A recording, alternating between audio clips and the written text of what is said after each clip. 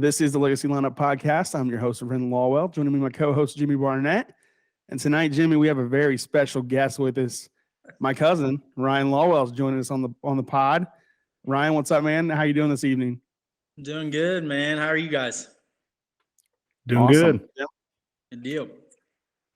So Ryan is, like I said, my second cousin. Our dads are first cousins, but is a business owner, owns Blackgate hunting products, which I'm repping right here on the shirt. Right. And we kind of want to bring on Ryan to kind of explore some different avenues with our podcast because mainly we talk about sports, but Jimmy and I also have an interest in hunting and in that industry as well. So we want to bring on Ryan to kind of give us some perspective into that industry. So Ryan, just starting out. Since I've known you, as kids, the outdoors, hunting, that stuff's always been kind of a big part of your life. So is there somebody that kind of inspired that passion in you at an early age that you would credit? Oh yeah, Dad. Just growing up and stuff, even rabbit hunting and stuff like that. Obviously the hunting trends changed over time as far as, it's not that family tradition, get together, make a drive, try to kill a deer. It's turned into growing your deer bigger, patterning deer, killing big deer. That's pretty much the scope around here. But I'm trying to give back and get Dad back into it. It's super hard. He's like, oh, I got one day off a week. I don't want to be in freezing stand on a Sunday when I can be in bed or something like that. Right. But it was definitely 100% my dad. My mom took her turns too, dropping me off or picking me up, but 100%. I would not be here today without either of them. There is no doubt. Absolutely. So Ryan, let's talk about you got the business. Talk about your early days, like starting that. How did you get your start or your break into this industry? Well, I've been in the hunting industry since I was 19. I've been filming and hunting for a couple larger platform shows. One of them was on Sportsman's Channel. That was Full Draw Adventures. And then also one that was on Pursuit Channel, which was Greenback Tactical Hunters. And how this all began, it's just such a long story, but I'll try to keep it short, is meeting new people and understanding the industry, understanding the wants of the industry. I'm still on the consumer end of it before I started this venture with Blackgate. And the biggest part was I knew what people wanted and no one was producing it. So I think that was the biggest thing for me. I also seen a lot of big companies taking advantage of your blue collar population, which makes up about 70-80% of the hunting industry.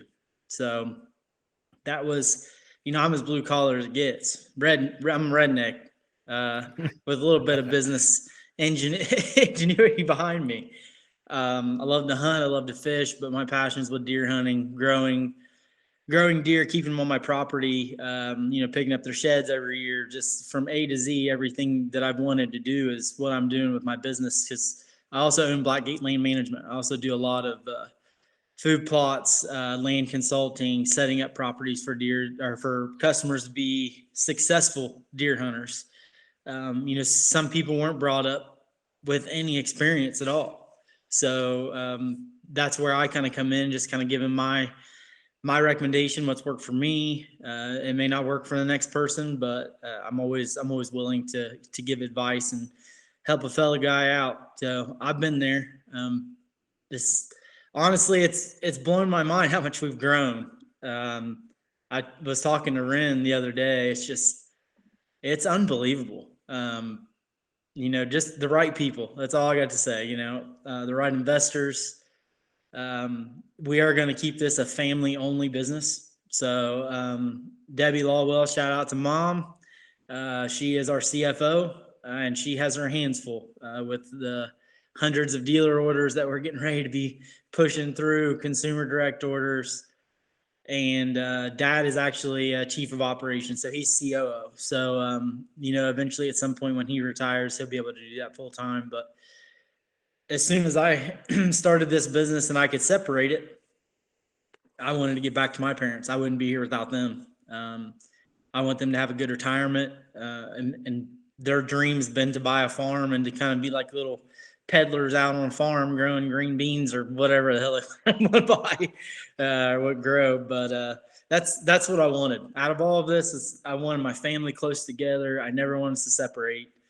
And if I'm able to do that here in Southern Ohio, which it's coming to fruition for sure, I'm going to be one of the happiest people we ever be around. And I'm going to stay humble.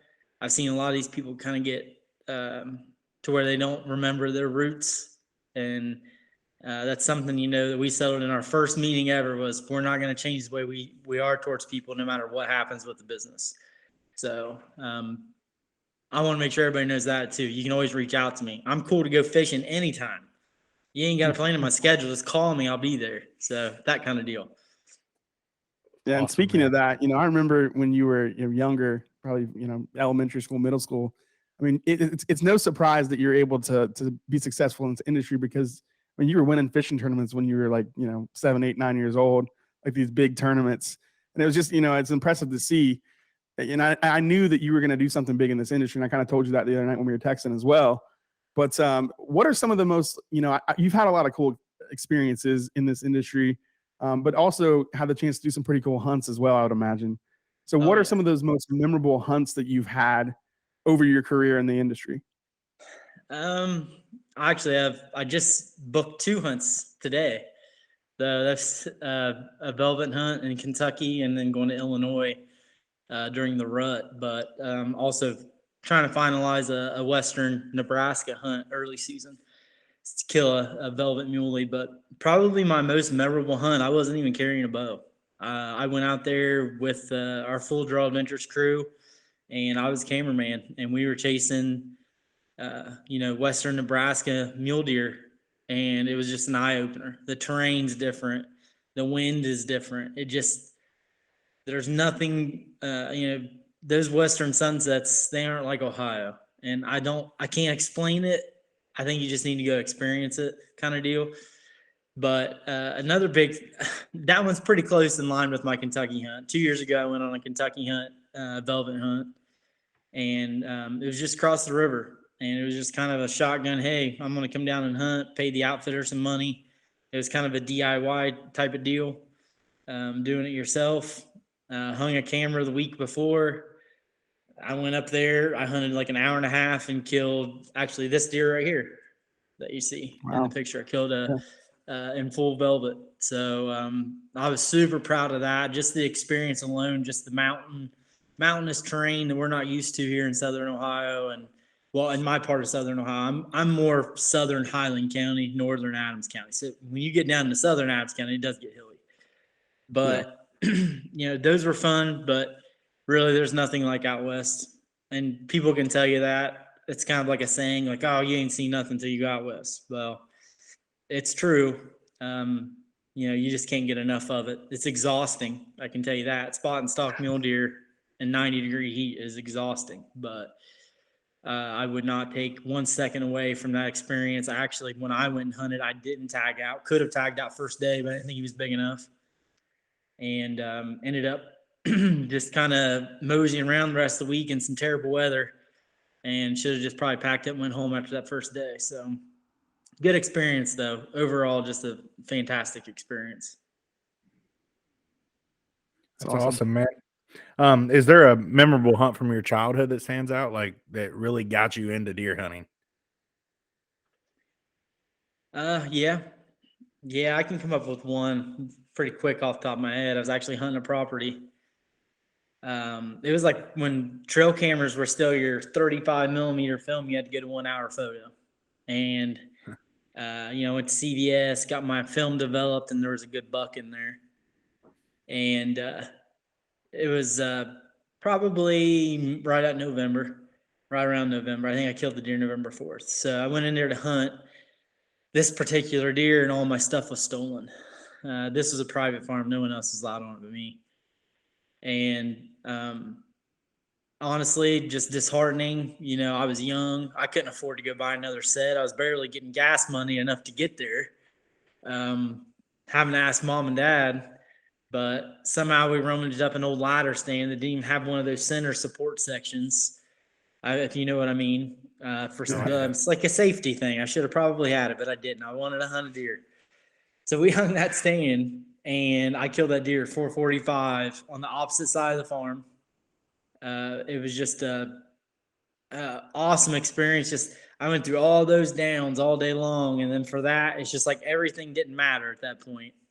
And I fell in love with whitetails. I mean, pretty much I always have been, but from that point forward, I was just like, they're unknown. Their reasoning for things that they do is what drove me to make Blackgate. I want to get all of these products to where it's giving us an advantage, because I don't care who you are, you'll never figure them out. It's just trying to catch an edge and get closer to the bedding area, stuff like that. Is That's there awesome, a dream man. hunt? Is there a dream hunt, a bucket list hunt that's on your Yeah. radar? Yeah, I actually just talked to my wife about this. I want to hunt grizzly bear or brown bear. Like anywhere. I don't care where it's at. Obviously Alaska. That's where I want to go. I just looked up that trip. I think it was like $20,000, and that was before tag, getting the meat home.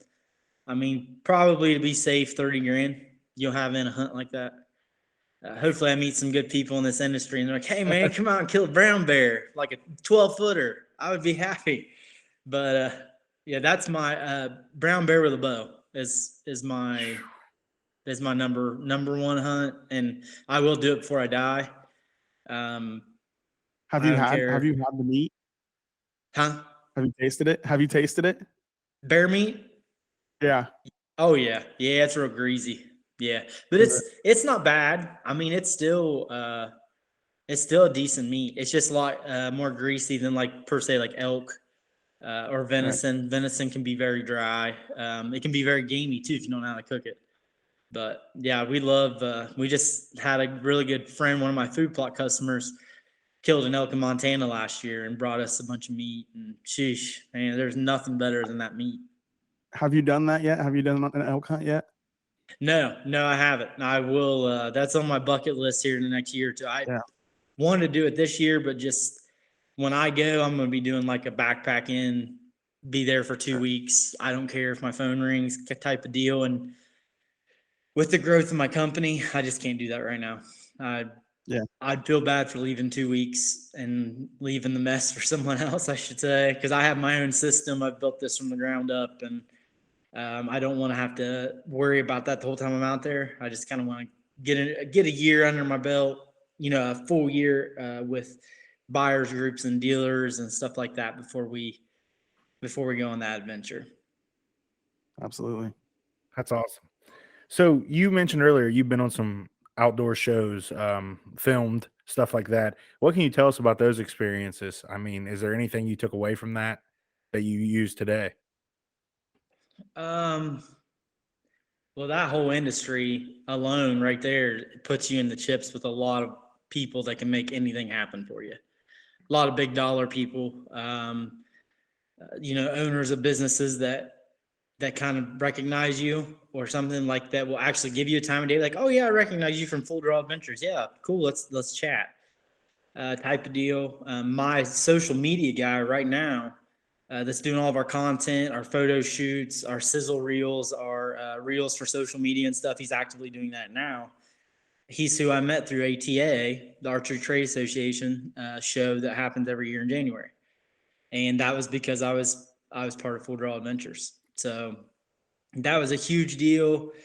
And honestly, one of the biggest breaks for me was how to deal with customers. Number one, I seen how they, we would work booths for businesses and stuff like that, and just how to deal with customers, customer service.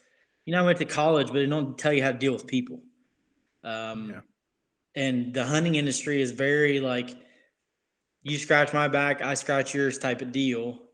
As long as you have my back, I will always buy product from you. Just very loyal customers. And that's the brand I wanted to build with Blackgate. Blackgate hunting products is a lifestyle brand, not a brand that we want to sell out in 2 years, because we will get offered to buy out in 2 years. Like someone's going to come want to shut us down and take our stuff because we're going to be crashing the market a little bit, especially with our data plan stuff that we have coming up. But yeah, I think the overall part of being on one of those TV shows, it's awesome. You get to film your hunt. You can always watch it. I don't want really anybody else in my tree with me anymore. I did miss it because if I go out west this year, I will be taking somebody. And I have a really good storyline with a buck that I'm hunting at home that I plan to have somebody film me this whole year, make like a documentary. You go back through old footage, just kind of like a cool story to follow. So I've learned a lot. I mean, you can't pinpoint one thing, but I think if you pick one part out of it, it's who I've met along the way. And, you know, filming and hunting brought me to those people. That's got me to the point I am today. So we're not going to see an expansion like a Blackgate hunting TV show as well. Oh no, probably not. I'd have to be on like Lee Lakosky level to ever do that. I mean, where I know all my bills are paid and I'm just out goofing around killing big deer. Like that's a little ways off.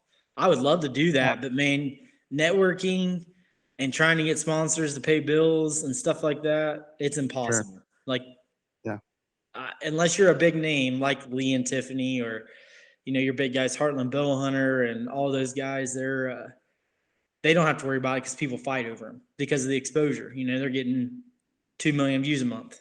So your product's going to be seen 2 million times, you know, if you buy a billboard from them. So, it's just TV world's dying. I'm just going to give you guys a heads up that outdoor industry TV is dying because of YouTube, myhuntervids.com, like all of those separate third-party channels are taking that TV, you know, kind of down about 10 notches in the last couple of years.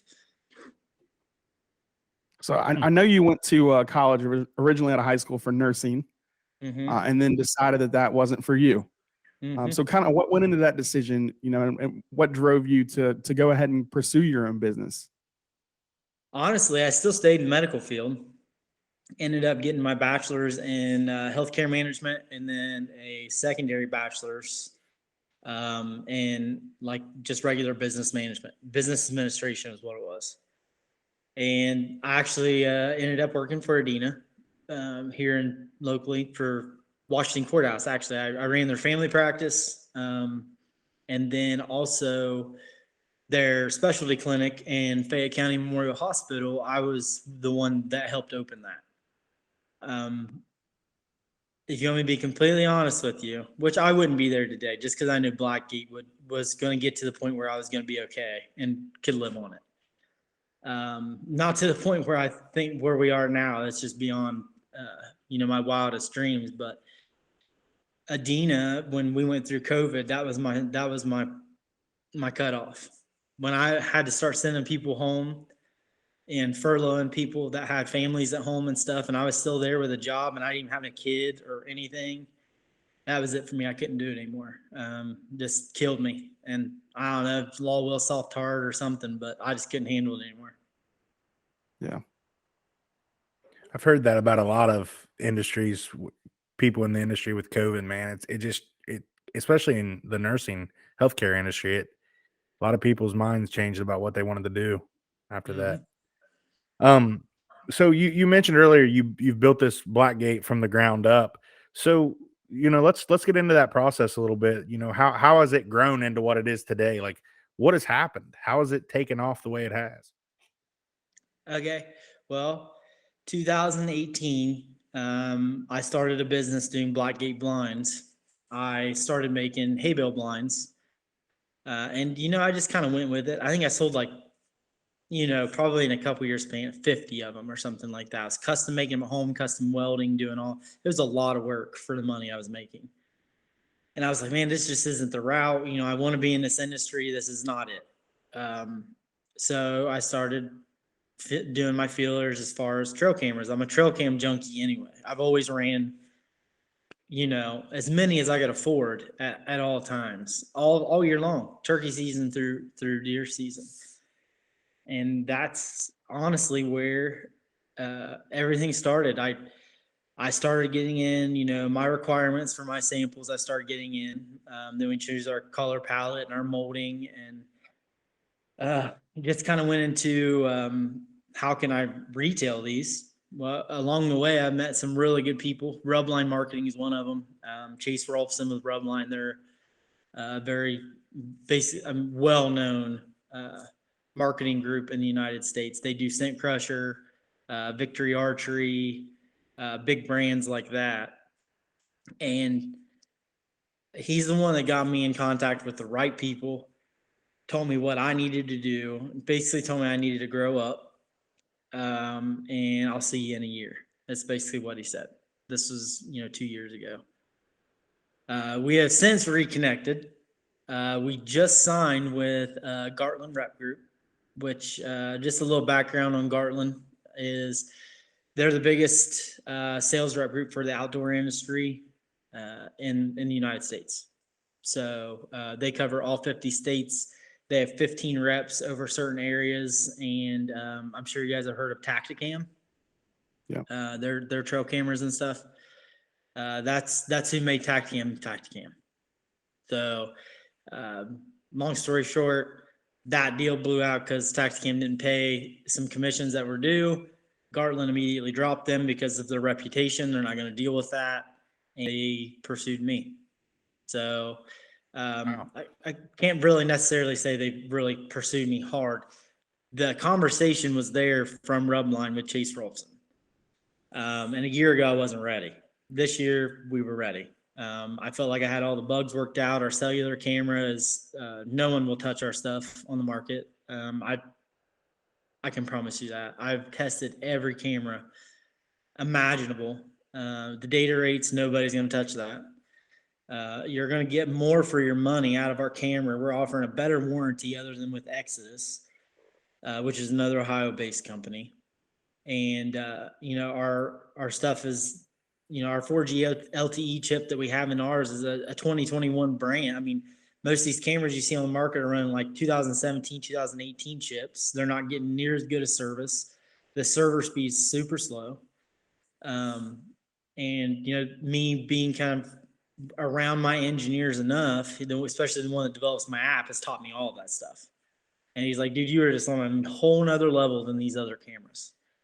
And, as soon as all of those cards fell into place, it's just like I woke up one morning and I was like, you got to go take it, man. Like, you're in too deep now. You got to go hide if you don't make this work.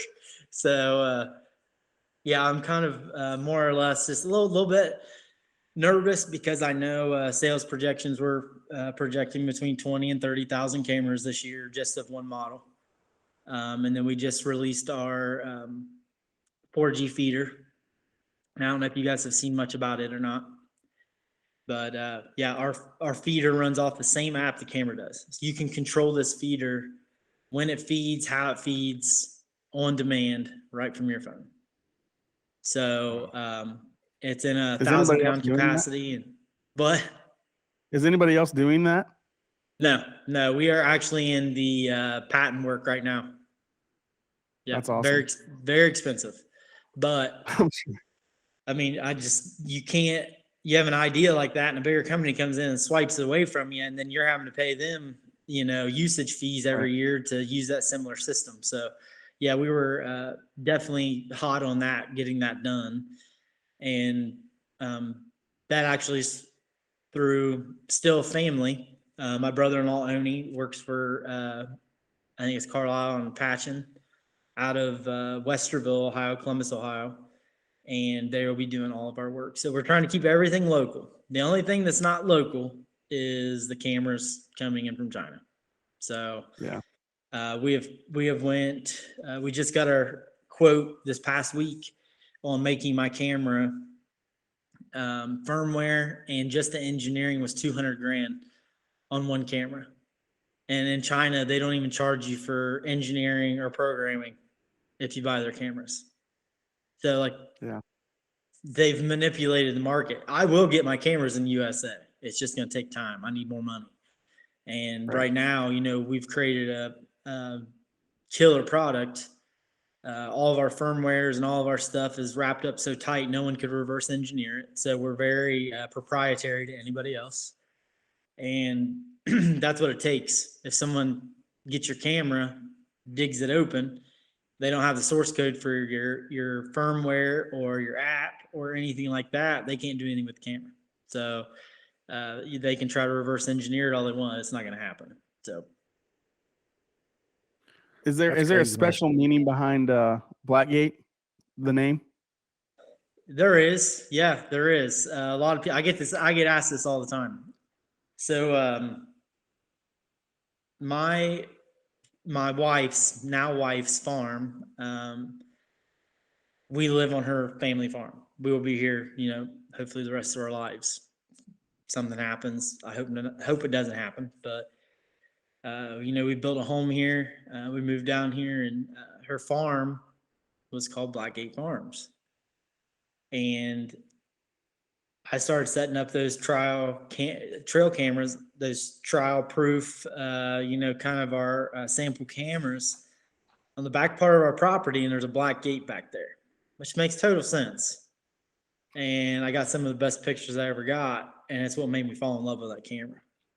And I was just like, there's no doubt in my mind, this is what it needs to be. It's not, some hidden meaning word or something funky that no one knows how to pronounce. Like, it's Blackgate. You go with Blackgate. And it's stuck. And it's so many people, it's stuck. Like, just walking around, if I see someone like, oh yeah, you own Blackgate. Like, it's in people's minds. So that's a good name if it's sticking in people's minds. It's easy to remember. Logo work and stuff like that's been awesome. We went through a lot of trial and error with that too. But yeah, that's basically the meaning behind it. It's where I live. It started where I lived. Cameras on the farm I live on, and testing everything and developing everything right here. And I had to have that in my name. That's awesome, man. Yep. So, Ren, you want to jump on this next one here? Yeah, sure. So you kind of talked about some people that, helped you along the way, with the marketing firm and that kind of thing. But are there any other influential people, either in, the industry or in business, who have been kind of a person that you could go to for advice, or a person that, has helped you kind of decide how to make a decision on a certain subject? Yeah. Here of recent, we signed with a new USA data company called Velocity. They're called Velocity IoT. And I met probably one of the best guys I've ever met in my life. And he has taken me to a new business level. Having investment decks ready, investment platforms. I own the world. I really do. I owe my parents the world, number one. But what this guy has taught me about successful business, how to talk successful business, what investors want to see, and then getting into the IoT industry, period, is huge. IoT, for anybody that doesn't know what that is anything that is pulling data from a product. It's an internet-based product. Our 4G cellular cameras is constantly running on a USA server. So it will send pictures to you automatically. As soon as it's hit, it'll send right to you. All of our products, especially our feeder, same way. So everything that we have in the future, we're going to try to make IoT accessible. But back to Bill, just what he's taught me in this short amount of time. And I turned to him just like I spoke to him today. I have a huge investor meeting on Friday. Can take us to a whole level that I would never comprehend. And, us meeting today and some of his suggestions and some of his thoughts, things I needed to point out, just in words of encouragement. That's the biggest thing. That he's just influenced me. He's wanted me to take Blackgate to a whole nother level, and we've done that. And that's been, I'll never be able to repay that. Somehow I'll try. I'll take him to Vegas or something. I don't know. But I'll never be able to repay that. You just don't, you don't find people like that anymore that are just willing to give a young entrepreneur a chance, to give him information, think he's going to retain it, and him to run with it and to prove to you that he is capable of holding on to it. And he did. He took the time with me, and I'll never be able to repay him, period. He's definitely my biggest influencer behind mom and dad. Just mom and dad's work ethic alone, their whole lives is built on. That's why I am who I am. That's awesome, man. So you said you started all this at like 19 with the was it like hay bale blinds? Is that what you said you built at like 19? No, yeah, I built starting in like 2018, 19. Oh, 18, 19. Yeah, like Blackgate Blinds was an official LLC, I think in 19, February of 19, I believe. Okay. So Yeah, what were some of the, go ahead. No, go ahead. What were some of the challenges? Like, so I guess throughout this whole process, what are the biggest challenges you faced that, that maybe at one point you thought, man, I can't do this, and somehow you overcame it? Capital. Money. That's always the big thing. Yeah. You never have enough money when you're developing and engineering and stuff. It's just keep the checkbook out. Don't even put it away. Just keep writing checks, and hopefully they pay off for you. And the people that we have been blessed to be in connection with, it's paying off. So it could have easily went the other way. We could have been, crazy amounts of money in the hole with a product that's going nowhere. But, also my parents too, they bought in ownership as well. So that was a big deal. I wanted to make sure they had their piece of the pie. They were definitely a good kickstart for me. It wasn't all the fun, obviously all the funding that we needed, but it was a good kickstart to get where we needed to go. And I wanted to make 100% sure that they were going to get profit shares and have ownership in the business and have some say. Ryan, as we're sitting here talking, I have, sorry, Ryan. It's funny. I have Shark Tank up on the TV show here. It's muted, but I'm sitting here thinking that we're on an episode of Shark Tank, and you're just like this. I mean, man, it's amazing. I mean, I love hearing this. So, I mean, we got a ways to go on the episode, but just congrats on everything you've accomplished. It's pretty awesome to see somebody do that. Yep. You guys are kind of expanding on that a little bit. What would be your advice to somebody that wants to kind of break into this industry? Somebody that has an idea that they think can be profitable. What would be your advice to them as they move along that process? As far as funding? Either way, I mean, funding, business advice, like how to get started, take the plunge, I guess. I don't know. What would be your advice? You got to believe in it. When I first started, I knew my product would make a difference, number one. And I believed in it from A to Z. It's just like we went to so many banks, guys. And I want everybody to know this. If you're looking to start your own business or anything, your bank isn't necessarily where you want to go first. You're going to pay higher interest there. They're not going to give you enough money. They're going to want collateral, tons of collateral, everything you own. Nothing against banks, because I'm very loyal to the bank I'm with. But that isn't where you want to go for funding. There are so many options out there. You got to put the work in. I can't tell you how many nights I didn't sleep looking up small business loans, angel investments, all this stuff. I'm like, dude, all I need is $500,000 and I will make $6 million this year. Just someone give it to me, and I promise you, like, I'll give you a giant profit share. Let me get to this level. Just give it to me for 1 year. And I've quickly found out no one wants to be in an investment in 1 year. They just don't. They want to be in for a long haul, have a discounted profit break, to buy shares at the end, and that's perfectly fine. They're betting on you.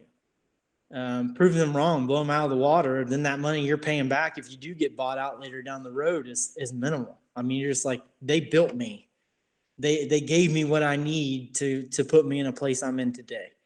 And that's so worth it. And I'm always open.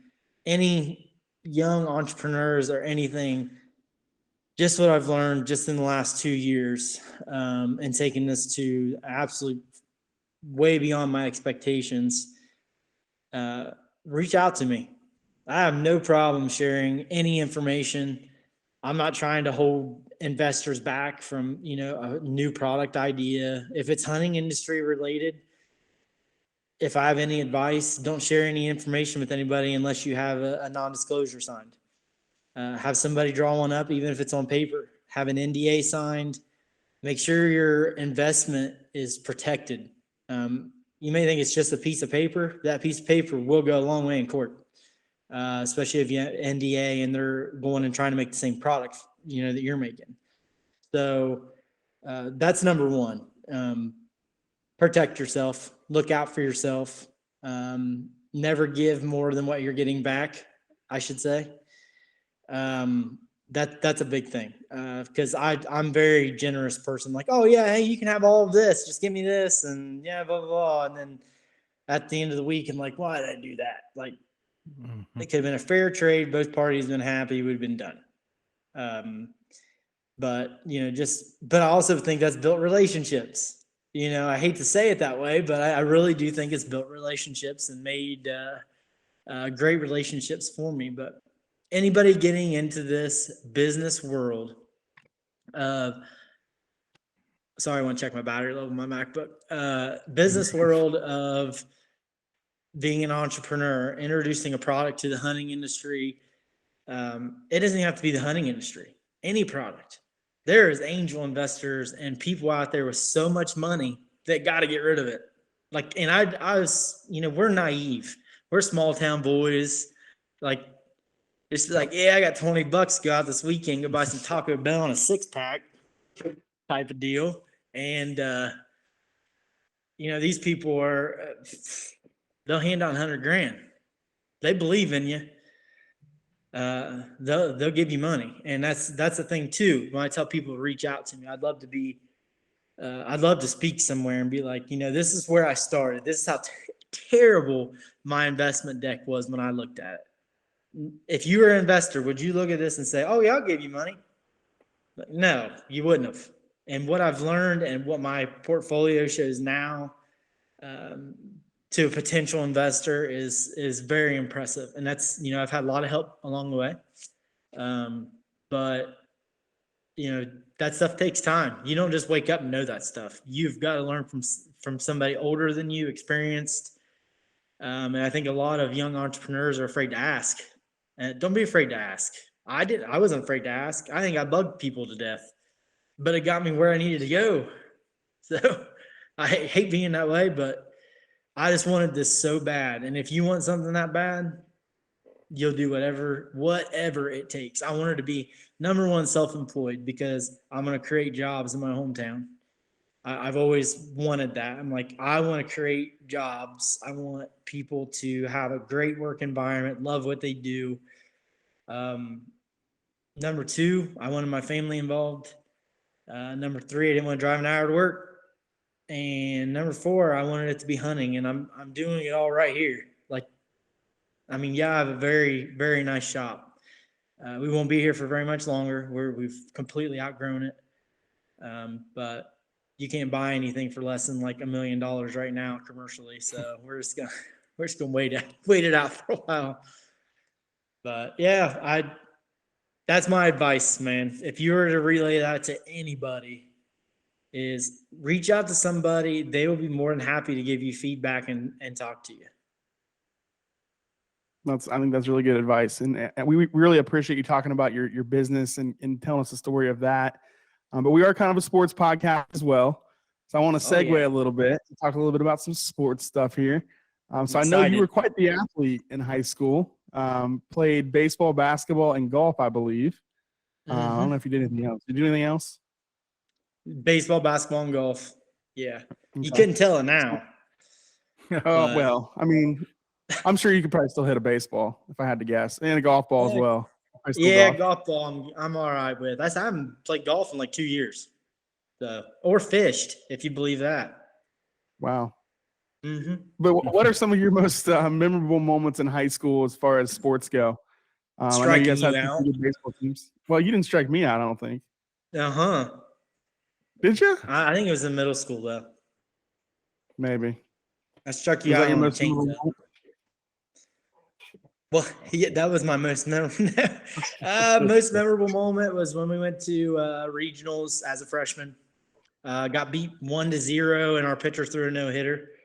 Go figure that out. Was that Tim Seitz? No, that was actually our pitcher that night was. That was my freshman year, so that would have been. Gosh, I can't even remember who it was that pitched. We had 3 aces, man. We had 3 Did really he good walk? pitchers. Did he walk the winning run in or what? He walked the guy, got on first, stole second, stole third, passed ball on a curveball. Catcher didn't block it. Got past him, kind of squirreled away from behind him real slow. Scored a run, and game over, man. It was awful. That's a hell of a way to lose a game. Oh yeah, it was terrible. But that was my first kind of like I started. So I was super shocked. I was kind of like deer in the headlights the whole game. I don't think I recorded a hit that game. That pitcher was just he threw like high 80s, low 90s. I don't think I even seen the pitch. I was just a little young 15, 16-year-old kid. It was in the glove, and I was hearing it smack. I was like, just walk me, man. Just get me on base. Not that I could run, but I just wanted to get on base, man, and have some music playing and enjoy the moment. Now, if that had happened when I was a senior, I'd have been looking to jack one at that point. But, yeah, just that was some of the best times of my life was playing high school baseball, golf, going to regionals and golf, getting beat by 1 stroke and of a guy in another group. That was disheartening to go to state. Yeah, I shot like 72, I think, or 73 at it's in West Virginia. I can't remember what that golf course was called, and it was tight, man. I'm kind of a scratch player. Like I was scratch for a long time. I was 0 handicap, and I scrambled around that course. I mean, I would hack one in the wood, chip out, hit a wedge within 10 feet, make a par. 1 putt for par, and then the next one I'd be hooking into the woods to the left, hit it over the green, chip up, have to 2 putt or 1 putt for par. I was on that day. Like if my driver would have been good, I'd have shot in the 60s. And me getting beat by 1 stroke, I can remember exactly. It was on hole 17, and I 3-putted for a bogey. And I'll never forget that. Like if I'd have 2-putted, we'd have went to a playoff, and I know I'd have beat that guy in the playoff because I would. I mean, I think he was a sophomore, if I'm not mistaken. He was, younger. Still a good golfer to shoot that kind of a score as a sophomore, 16-year-old kid. But I would have beat him. I would have done something to intimidate him, make him laugh, or lose both. I would have done. I don't care what I would have had to do. I was going to beat him. But yeah, it was pretty disheartening. And then basketball, I actually didn't play past my sophomore year. I only played my freshman and sophomore year, and honestly, that's where my hunting industry stuff started. Right then and there, I started filming and hunting in the fall after golf season and stuff, and it's led me where I'm at today. I regret it every day. How Coach Lawwell probably didn't approve of that very much. That's what I was going to say. Your dad was the coach for a long time. I remember going to games as a kid and watching him coach. Yeah, he hated it. Yeah, he wasn't very happy. But I just had I love basketball. Like I can literally watch basketball all March Madness. I don't care who's playing. I can watch it. I love going and playing pickup games. I haven't done that in forever. I miss it.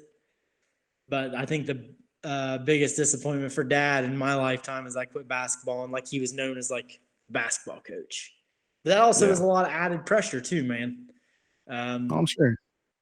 Freshman, 7th, 8th freshman year, That's the only reason I was playing. It's because my dad's a coach or whatever, and I still average like 16 or 18 points a game, and it was hard on me. It really was, but I had really good friends. They stuck up for me.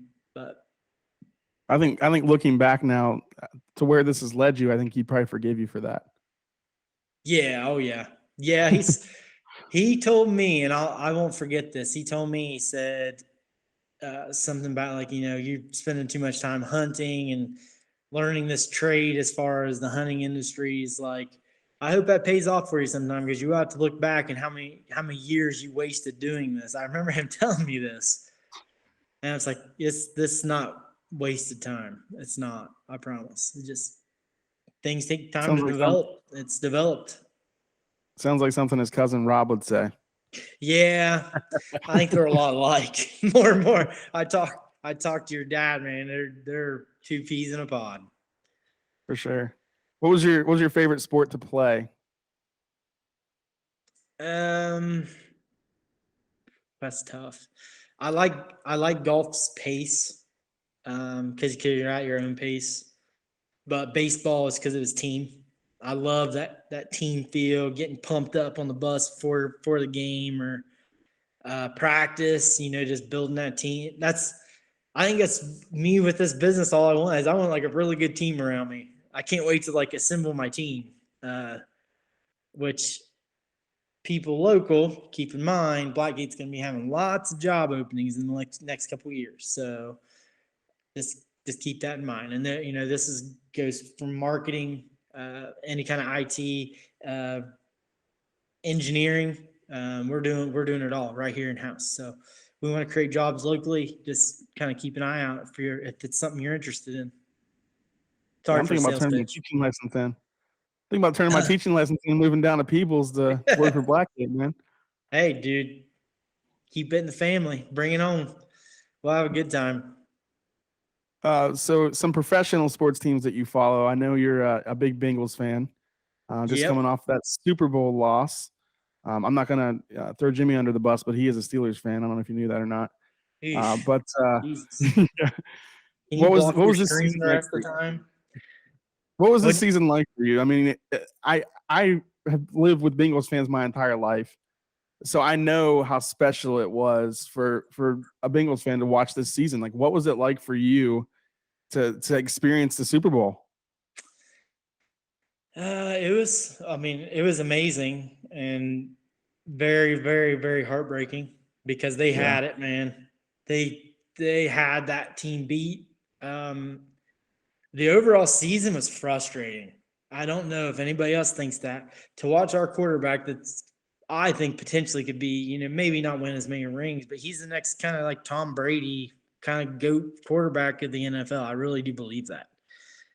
Just his poise, and he's in his second year taking a team to the Super Bowl with a bunch of young wide receivers, and obviously he had talent, but he had no front line talent. They were awful. I could have got around Prince. I can promise you that. I don't know if their right guard, he was awful. I mean, he's like 7'12" and 600 pounds, and he can't keep a guy out of the backfield. I don't understand. I just, maybe I underestimate how athletic Aaron Darnold is and all those other guys. But it was a frustrating season watching him get sacked a record amount of times. But, man, being in the Super Bowl and having that chance, I think that's the only chance we're going to have for a very long time, especially with all these trades that have just happened. You got a little taste of it, though. You don't think they're going to be back anytime soon? Nope. AFC, no? Dude, look at the AFC, man. I mean, just the AFC North alone. Yes. The Browns may not have Deshaun this year, but when he does and he's got talent around him, that's what he faced, when he played for Houston. He had it's right, Houston, right? Yeah. He had issues with talent around him. And he's a scrambling type quarterback, and they have some good receivers mixed in there, and they got a crazy running core. I don't know how you're going to stop that team. He ain't going to hand it off to Chubb or I don't know what the other one's name is. I can't remember. The Ernest Johnson, Kareem Hunt. Kareem Hunt. Yep. You're handing off to them, and he can do a wheel route and run himself. I mean, how do you stop that? You can't stop that. Not to mention he's got a pretty good arm. I mean, he single-handedly took Ohio State to the cleaners when he played them, and I think it was in the championship game. National championship. Yeah. Yeah, it was. Yeah, he made us look like idiots. So I'm a huge Buckeye too. So this past season was really, it was really frustrating at times. And then I don't know how they come back and win the Rose Bowl. Yeah, it's I don't know. Pretty interesting game for sure. Yeah, that was their talent finally showed. It's like they had to go down 3 touchdowns before they woke up. But yeah. So you and Jimmy may be rivals in the football world, but in the baseball world, I have a feeling you have the same love for the Cincinnati Reds. So what are your thoughts on what the Reds are doing this offseason? Trading Winker, Suarez, not re-signing Castellanos. Completely different group.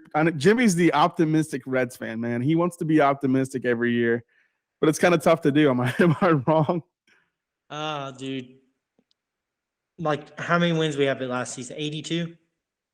Yeah, somewhere around there. 82. So we haven't had a 100-win season in how many years? It's been a while. 2006, I want to say. It was probably back in the Adam Dunn. Didn't we have 100 wins when he was there? Yeah. Especially Suarez, man. And obviously we're stuck with Joey Votto, although he gets on base. But man, that contract was just absolutely ignorant to sign that many years ago. I just do not agree with that. Would you agree with this, Ryan? This is what I've tried to explain to Ren. The Reds, no matter how bad we want them to be the Dodgers or the Mets or whoever, they're not, and they're not going to be. That's why contracts like Joey Votto's are bad, because the Reds can afford to sign one of those. So They did it with Joey Votto 9 years ago, 8 years ago, whatever it was. He's got 2 years now, left, right? Yeah. Yeah. And now fans want guys like Castellanos, like the Reds. Okay, he's 30 years old. You want to sign him to an 8-year deal for $190 million? Like, I don't. Even as good as he was, I don't want to do that. And he doesn't want less than that. So, like, they sold Winker after a good year. And typically the Reds don't do that. They hold on to guys for another crappy year, and then they want to sell them, which is kind of what they did with Suarez. Suarez was awesome 2 years ago. And last year, what'd he do? He was the worst he's ever been in his career, and they got rid of him on a low. So it's like they took Winker on a high and Suarez on a low and sold them both.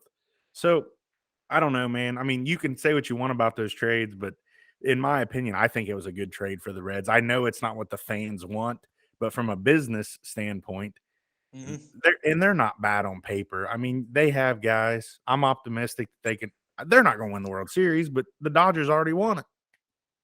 Oh, I know. Look at the Dodgers. And they just keep adding talent, world-class talent to their already world-class lineup. It's just like, that's where I feel like the MLB they got to make a change to where the Dodgers have this salary cap, and then the Reds are down here, below the dirt, teams like us. Why do we even have a team? If we aren't competing for anything, why are we even playing? Like, why is, tax money going there? And why are we pulling in talent to think we can win? Just like when we brought in Puig there a couple years ago. He was an incredible talent for a couple years. We brought him in, I swear, just to pull fans in. That's what the Reds do. And I like Puig. That's what they did with Scotty. That's what they did with Scotty Rowland. I mean, they brought Scott Rowland in. Yeah, he helped to get the team to the playoffs, but I don't know, man. We would need a whole podcast for me to go all day because I could. But I don't know. I'm optimistic. India is my guy, though. I love him. Yeah, I know. He had a bomb today, didn't he? Or yesterday? Lead off bomb yesterday. Yeah, lead off. Yeah. Yep, I get my dose. I made sure in my workspace I had a 120-inch flat screen up here in my shop because that Sports Center is on in the morning. If I'm working on the computer, I better be watching Sports Center. That's my life. That's what I woke up with my dad every day. And yeah, I seen that. It's just like a hell of a way to start the year kind of deal. It's just, he is going to be incredible, but I don't see them holding on to him very long either. Nah, the thing about the Reds is, like, if you go through their minor leagues, like, they do have some really big bats there. It's just those guys really aren't ready defensively. I mean, the baseball's different at the big league level. It really is. I mean, you go from seeing guys that are wild and can't command in Double-A and Triple-A to guys that can command and, throw 96-mile-per-hour sliders in the pros. So I don't know. I'm optimistic. Like Ren said, I think I'm going to change my Twitter handle to the optimistic Reds fan. You should. I should. You should, because I could see him winning about 40 games this year. I hope Hey, not. one more sports question for you. How's your bracket doing? Oh, yeah. I mean, number one, I hate Kentucky, but I did pick them to win. And I hate Duke, but I picked them to win because with Coach K, I wanted him to win on his last year out. It's just like would be a big kabang. You know what I mean? Like, this dude's put his time in. He deserves it. I hope he does. I think it'd be awesome. But the Buckeyes had a chance to pull that game off yesterday, and they freaking crapped on themselves. I mean, it was awful. And honestly, EJ Liddell was the biggest choke of them all. Those last 2 or 3 possessions, they had to take the lead or tie it up, coughing up the ball in the middle of the court. I mean, just, that's not, mature basketball player plays. I mean, it's just not. And Villanova showed their maturity. They didn't panic when it got to 2 points or whatever. And they just, of course, they had their center that would just pop out and hit a 3 at the most opportune time to shut us down. That was They threw in a lot of crap in the first half. But I was pretty disappointed they lost yesterday. I didn't expect them to win, but I was still mad because I'm an Ohio State lover. So diehard fan. It just seems like we always have that big that's an undersized big is our best player. So it was like Sullinger was undersized big. He shoot a little bit from the outside, but he's not, he's not a 3-point shooter. And he's not really good in the post either. I mean, and then you got EJ Liddell, who's like, 6'7". He's an undersized big. Like, they just never have that size with the guards to go together. Like, there's no combo, I feel like. Well, they did. When Greg Oden played for him and they went to the national championship. Right. Final Four or whatever it was. Yeah. I mean, I don't know how they don't see that. Recruiting. I don't know. Yeah. I don't know. That's the same thing with pro basketball. Right. Even like the Lakers, you follow the Lakers. A lot of LeBron haters out there. I totally get it. I don't like his comments and stuff, but the dude's absolutely incredible. He's the most amazing athlete that will ever watch in our lifetime. 100%. I enjoy watching him. He just dropped 50-some twice in a row, or not twice in a row, but twice in like a week span at 37 years old. And those are the only 2 wins that team had in that 10-day span. That's not something that you're just like scoff at. I mean, that is absolutely incredible. And the way he scores, the efficiency, he still has 10 assists and he's shooting 60% from the field or something stupid like that. But the Lakers are doing the same thing. I was a huge Cavs fan. When he went to the Heat, I was done with him. Came back to Cavs and won. And then, him and I made amends. I don't know him. I just said virtually, okay, I accept you now because you won us the championship. And then, him going to the Lakers, everybody knew that was going to happen. So I'd already accepted it before, but he just, he's playing center. I mean, he's 6'8". He's playing against Porzingis yesterday or 2 days ago, and he's like 7'4". Like, the dude has no chance. I don't care how high you can jump. You can't out jump somebody that's 8 inches taller than you. You just can't do it. But I'm not much I like the NBA playoffs because they actually play hard. Regular season, I could care less. But March Madness, man, they run plays. They they listen to their coach. It's coordinated offenses.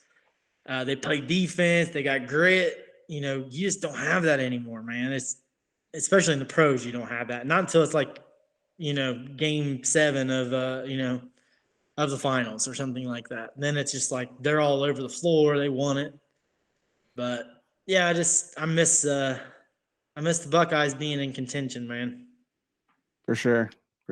Well, as we wrap up this episode tonight, tell the people how or where they can find you your socials, your website, all that stuff. Yeah, you can find us online. We have a website with our full retail product. We're actually just getting ready to add some more products to our line, a lot of accessories at, you can look at www.blackgatehunting.com.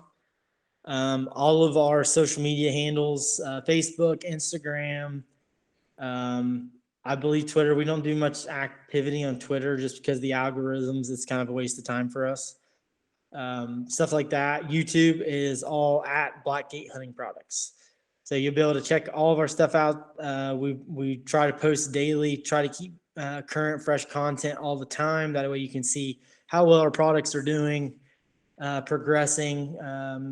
Also pictures that clients or customers have sent in for us to share. It's a really cool deal. We're creating a unique culture that I'm super proud of.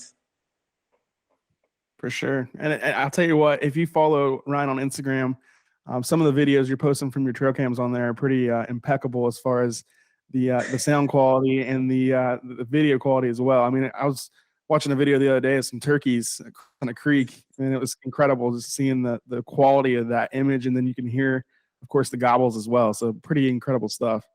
Yep.